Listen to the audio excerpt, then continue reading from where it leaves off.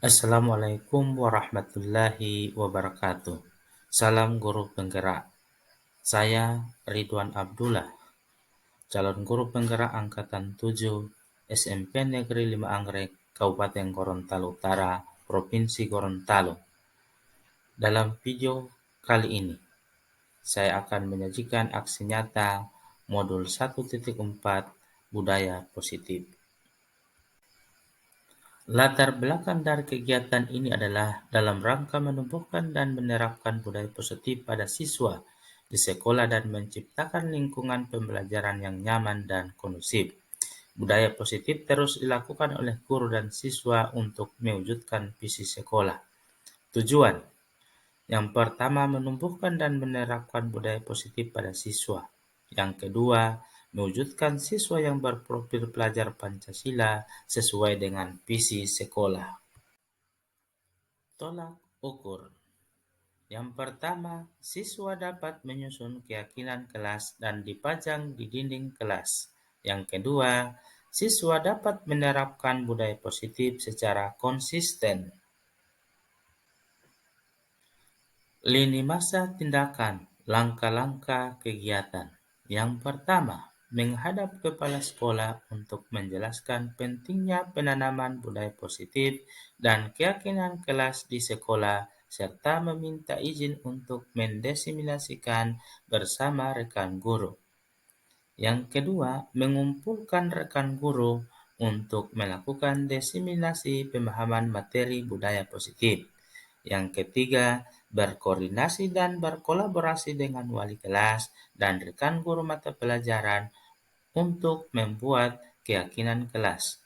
Yang keempat, memantau, merefleksi, dan mengevaluasi keyakinan kelas yang telah dibuat.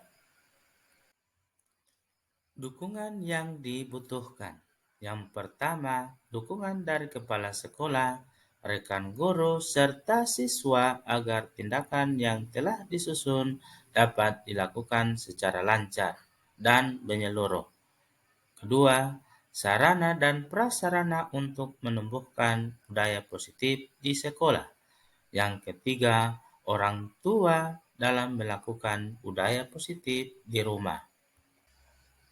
Berikut merupakan kegiatan diseminasi di sekolah mengenai pemahaman dan pengalaman budaya positif.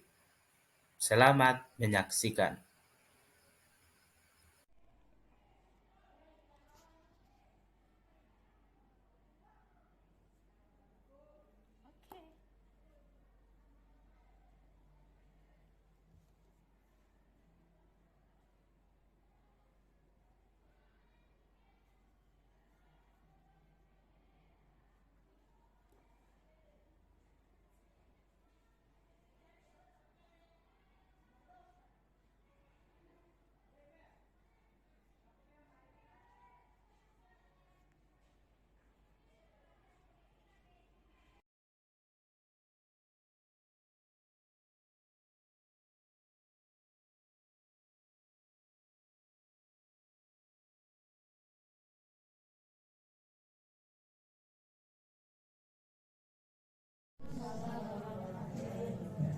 Jadi syukur alhamdulillah kita dipertemukan di tempat ini pada siang hari ini, tepatnya pada pukul lagi kurang 5 menit jam 11. Jadi di siang hari ini ada dua kegiatan. Yang pertama adalah sosialisasi budaya positif di sekolah dari saya. Ini adalah implementasi dari pelatihan guru penggerak angkatan 7. Dan yang selanjutnya ada acara kedua, sosialisasi SKP.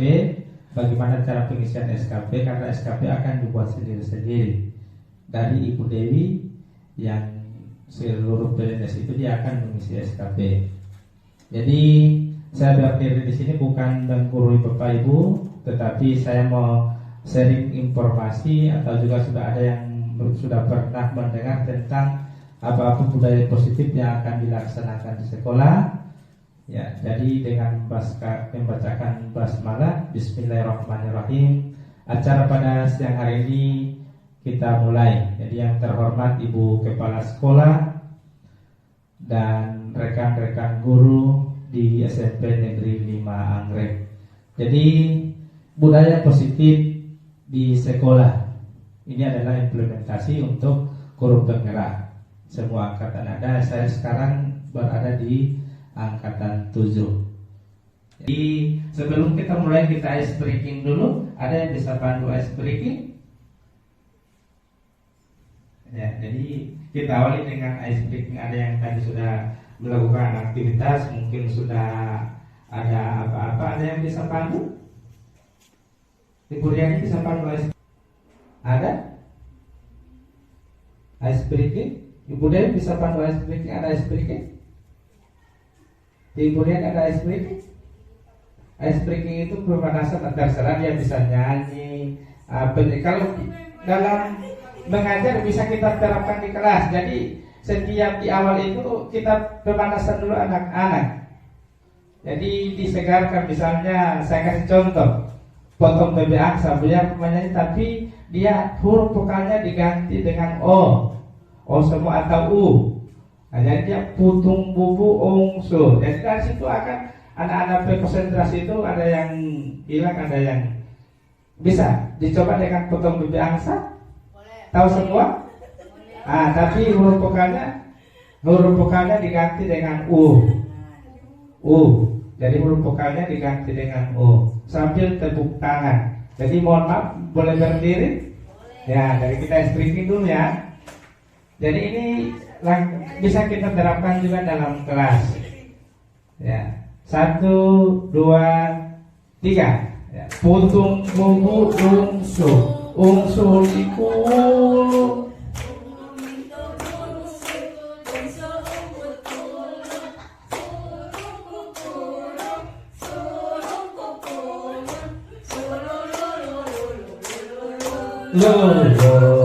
Oke, terima kasih.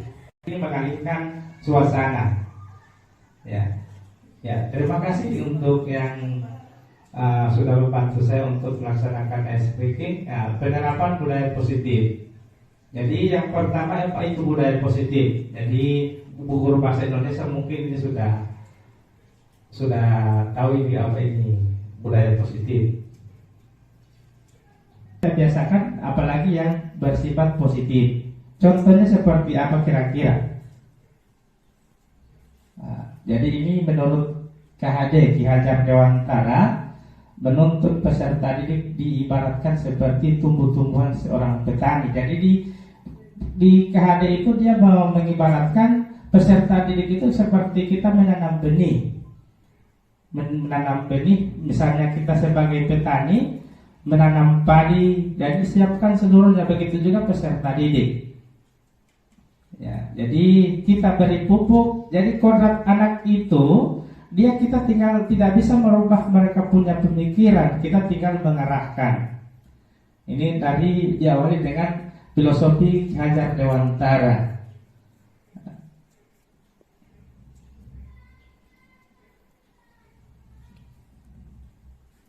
Jadi kebiasaan-kebiasaan positif, misalnya ada di Huyula masyarakat yang sudah mulai kita di dalam kelas, kalau misalnya kita bawa Huyula ke dalam sekolah itu kira-kira dalam bentuk apa? Ada kerja bakti, kalau dalam ruangan kerja kelompok. Itu kalau di profil pelajar Pancasila pun ada itu diterbawakan untuk Huyula atau gotong royong dalam bahasa Indonesia. Ya. Itu untuk di kebiasaan-kebiasaan positif yang di masyarakat kita bawa ke lingkungan sekolah. Kemudian apa pentingnya? Kenapa kita harus biasakan anak-anak untuk berbudaya positif? Jadi salah satunya tadi itu. Kenapa kita harus budayakan untuk budaya positif ini di sekolah? Ya. Jadi supaya anak-anak ini memupuk budi pekerti dan rasa tanggung jawab anak-anak di sekolah. Ya. Itu baru untuk filosofi pendidikan. Kemudian untuk anak itu ada kodrat alam dengan kodrat zaman. Kalau dia kodrat alam, ya jadi anak itu kita ajar sesuai dengan alam mereka. Ada yang misalnya anak beda alam dengan yang di pedesaan dengan yang di kota. dengan yang misalnya di Jakarta, baru di sini saja dengan di Konak beda. Apalagi sudah sampai dengan di kota. Jadi kita sesuaikan, jangan yang di kota kita atau yang di Anggrek kita bawa misalnya dengan kereta api. Di sini tidak ada begitu kereta api. Jadi di bawah konteks pelajaran itu dibawakan sesuai dengan alam mereka. Jadi yang biasa di sini cuma petani dengan nelayan. Jadi kita bawa untuk contoh-contoh realnya itu sesuai dengan kodrat alam mereka. Kalau kodrat zaman, jadi jangan kita mengajar itu, kita bawa anak-anak ke zaman kita dulu. Ibu kamari masih di bala masih bahas sekolah. Ibu kamari masih bahas sekolah. Ini yang tibu tak ini ya. Kita bawa ke pemikiran anak-anak sesuai sekarang sudah internet. Jadi anak-anak itu kita bawa ke mereka rata-rata pegang HP. Nah, kita gunakan teknologi mereka itu. Kemarin saya coba-coba, ada yang saya kirim-kirim di grup. Saya cuma pandu ke sana, pokoknya bikin cerita kamu. Muncul kamar luar biasa hasil anak-anak.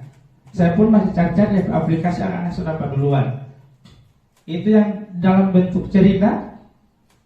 Yang mereka mengajar, Ibu Dewi yang sampai ke sana, mereka cuma duduk di meja. Saya juga cuma diam. Ada yang cuma tidur-tidur. Jadi saya biarkan, ternyata hasilnya itu. Jadi jangan kurang dapat anak misalnya mau minum langsung darah tinggi. Kasih biar, nanti tunggu hasil mereka. Nanti sebentar ada di sini ada kesampai mereka sampai mengaruh mereka melakukan itu. Disiplin positif menurut Gosen. Ya.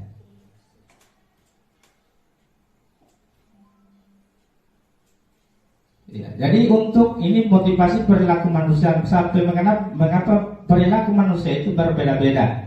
Jadi ada 3, ada dia menghindari ketidaknyamanan atau hukuman. Ada orang itu setiap orang itu melakukan sesuatu ada motivasinya. Jadi ada 3 motivasi untuk orang itu melakukan sesuatu. Jadi dia untuk menghindari ketidaknyamanan atau hukuman. Tidak pegang RPP saya ini, tapi poli dipegang tuntut. Itu yang pertama, tidak nyaman. Nah, ini yang kedua, untuk mendapatkan imbalan atau penghargaan. Supaya saya mau dapat dibacakan saya yang duluan, nah saya bagikan dulu, ada ingin dihargai atau ada imbalan misalnya yang pertama masukkan perangkat itu akan dapat reward dari sekolah. Nah ini motivasi begitu juga dengan siswa. Mereka mengerjakan tugas hanya karena ini menghindari hukuman. Ada yang memang menginginkan imbalan, dipuji, termasuk di situ dipuji-puji, termasuk di penghargaan. Kemudian ada yang terakhir itu untuk menjadi orang yang mereka inginkan dan menghargai diri sendiri dengan nilai-nilai yang mereka percaya. Ya, jadi kalau menurut ibu-ibu kira-kira yang mana yang bagus? Yang bagus yang mana? Yang ketiga, iya, dia dengan kesadaran sendiri melakukan sesuatu itu, tidak mengharapkan, tidak karena dihukum atau dia mendapatkan imbalan. Jadi dari ketiga ini di peserta didik ada semua. Ada yang dengan ikhlas melaksanakan tugasnya, ada yang menghindari karena mau dapat hukuman, ada yang hanya karena mau ingin dapat imbalan. Mau dipuji-puji, ada yang di kelas begitu, nanti mau puji dia sulari ke sana kamar. Nah, jadi ini semua ada. Belonging itu apa? Ada power, ada 5. Fun, freedom dengan survival. Belonging yang pertama ini dari survival. Kebutuhannya bersifat psikologi, bertahan hidup. Dia ingin bertahan hidup.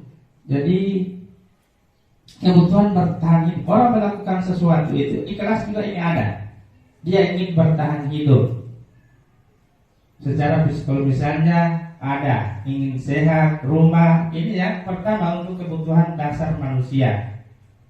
Ya, cinta ini yang belonging, cinta dan kasih sayang. Kebutuhan diterima. Di siswa banyak yang begitu. Ada yang di rumah dia yang broken home, maka mereka kebanyakan ini membutuhkan ini, kasih sayang, ingin diterima, sering dibully dia di kelas.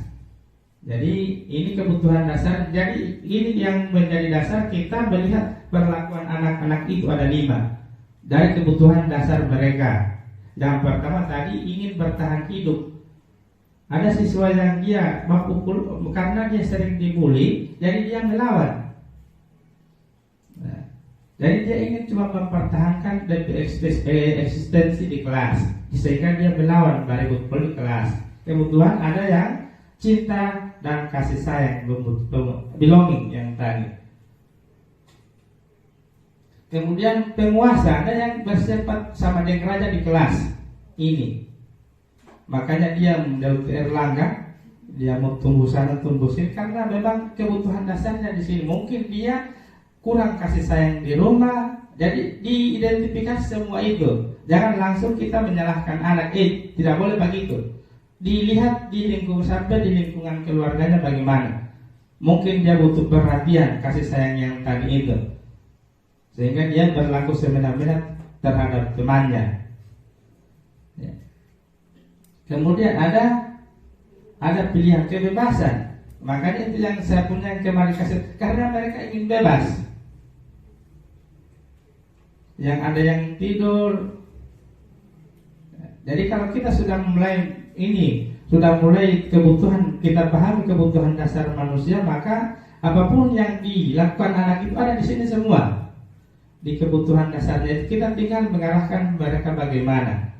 Mereka ingin bebas, maka ada dalam 10 mata pelajaran itu tidak semua siswa suka 10-10-nya. Jadi tinggal ada yang dia suka matematika, bahasa Inggris tidak. Makanya beda-beda. Ini tambah kerja tugas pasar, tapi di mata pelajaran lain ada. Karena itu di setiap ini ada punya mereka kebebasan tersendiri.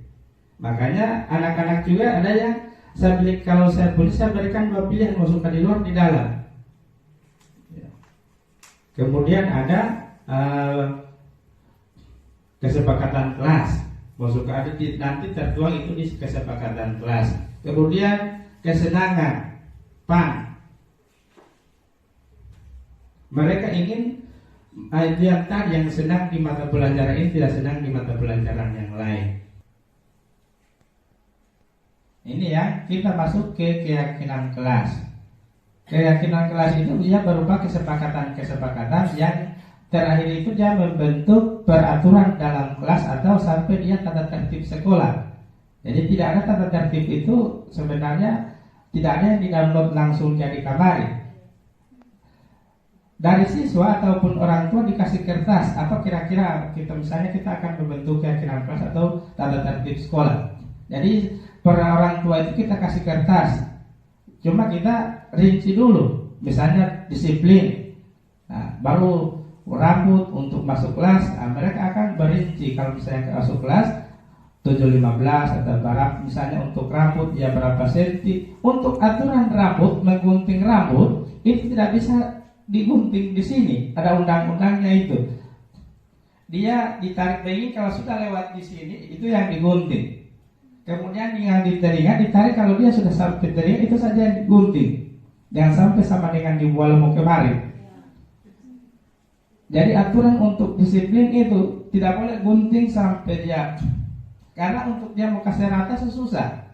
Makanya itu sampai ada perlawanan orang tua. Nah itu yang kita butuh disepakati. Kalau memang disepakati di situ 1 senti, maka itu yang kita punya batas untuk menggunting rambut siswa. Jadi cuma kalau memang aturan yang di undang-undang itu cuma ditarik, yang melewati itu ini alis itu yang digunting. Kemudian yang mencapai telinga cuma itu saja yang digunting. Maka mereka cuma ketika menggunting cuma itu yang diperbaiki, ya. Kecuali kalau memang di keyakinan kelas atau tata tertib sekolah disepakati 1 senti, nah itu kita bisa ukuran itu. Selama tidak ada di keyakinan kelas atau tata tertib sekolah berapa senti, maka kita tidak boleh mau gunting untuk pendek. Maka kita yang kenal sama dengan di Buale Mukemar, orang tua mencukur rambut guru baru-baru. Ya, itu untuk, jadi kita keyakinan kelas sebenarnya bersifat lebih abstrak. Jadi orang tua atau ini ada banyak atau ini sebagian informasi yang saya dapat dari program guru penggerak angkatan 7. Sekali lagi saya di sini bukan menggurui, kita sama-sama di sini belajar, tetapi saya sharing informasi dan